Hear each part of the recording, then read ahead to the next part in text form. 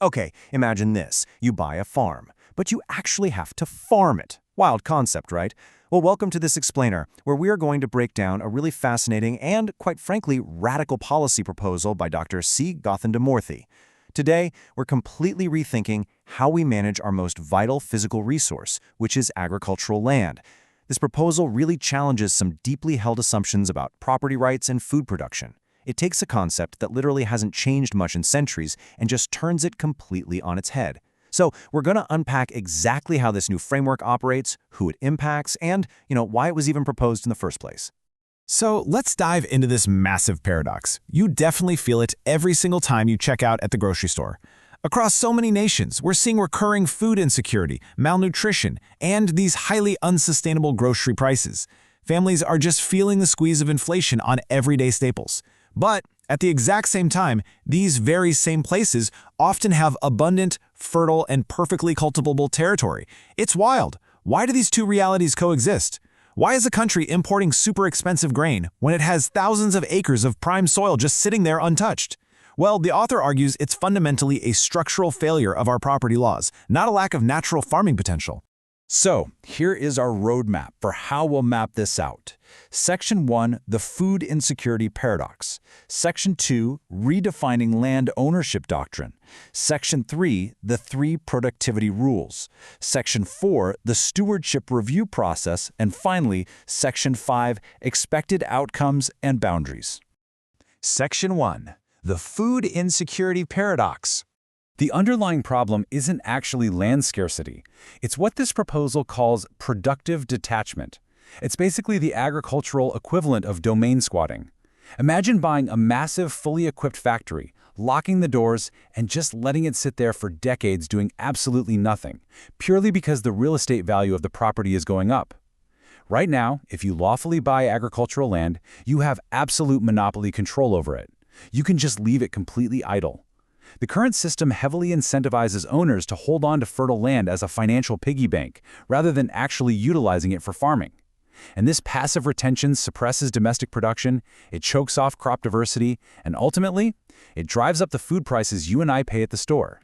Section 2, redefining land ownership doctrine. To solve this productive detachment, we need a massive paradigm shift in how we view property rights when it comes to fertile soil. We literally have to transition from absolute ownership to a system of productivity-based stewardship. Under absolute ownership, financial acquisition is enough. Buying the land means you can leave it barren forever if you want to, and your rights are completely unquestioned. But this new framework, it argues that financial acquisition only affords you initial access to that resource.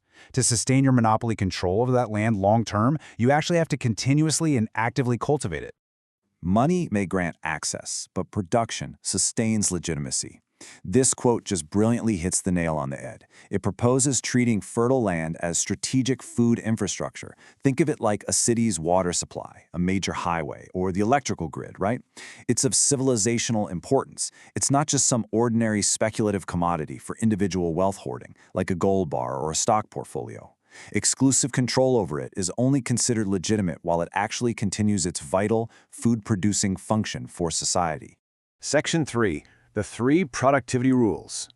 So the absolutely crucial point here is, how do we actually enforce this new doctrine using calculated, data-driven mechanisms? Because we can't just rely on informal discretion, right?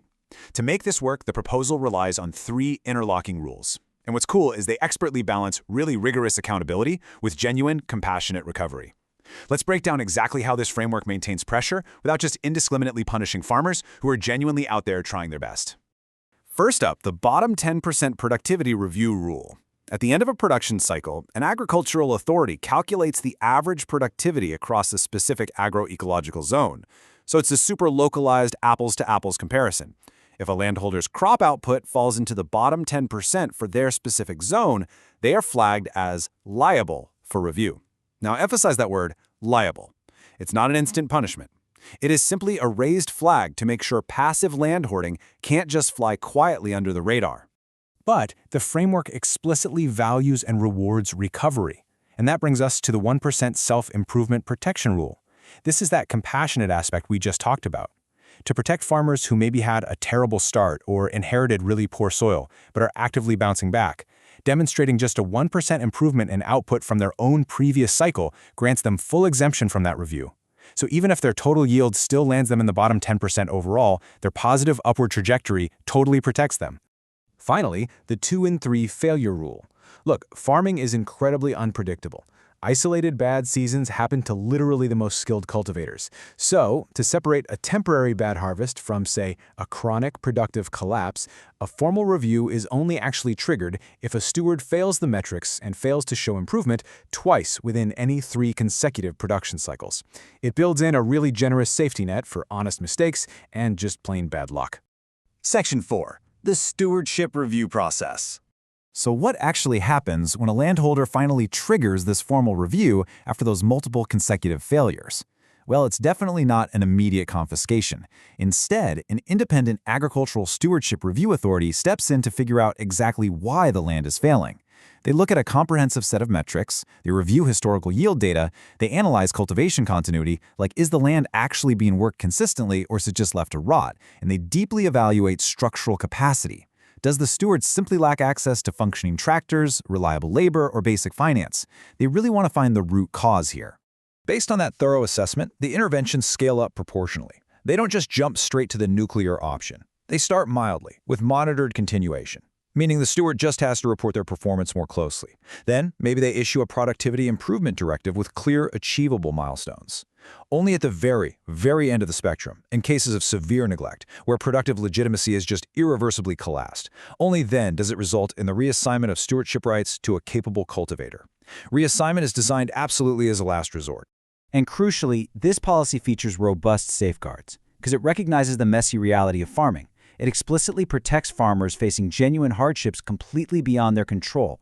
If there's a devastating drought, a massive flood, armed conflict, or a certified medical emergency for the primary steward, that entire production cycle is exempted from the calculations completely. The singular goal here is to target persistent, non-productive monopoly control, not to punish temporary, uncontrollable misfortune. Section 5. Expected outcomes and boundaries. Let's wrap this up by clarifying exactly what this policy does, and more importantly, what it absolutely does not do, because it's incredibly easy to misunderstand a proposal that is this foundational to property rights. To prevent any misconceptions, this proposal does not abolish private agricultural stewardship. It does not constitute forced nationalization. This isn't forced collectivization. What it does do is restructure legitimacy. It treats agricultural land as a conditional ownership rather than an unconditional permanent entitlement, and it perfectly aligns those financial and property incentives toward actual active productive contribution. By structurally eliminating the incentive to passively hoard land as a speculative asset, the expected macroeconomic outcomes are honestly game-changing. The ultimate goal is a sustained aggregate increase in overall food production and a structural drop in food price inflation. And since stewardship metrics would also reward crop variety, we'd see greater nutritional stability, way stronger domestic resilience against sudden international import shocks, and ultimately just a more reliable, affordable trip to the grocery store for all of us. The proposal leaves us with this really powerful mandate.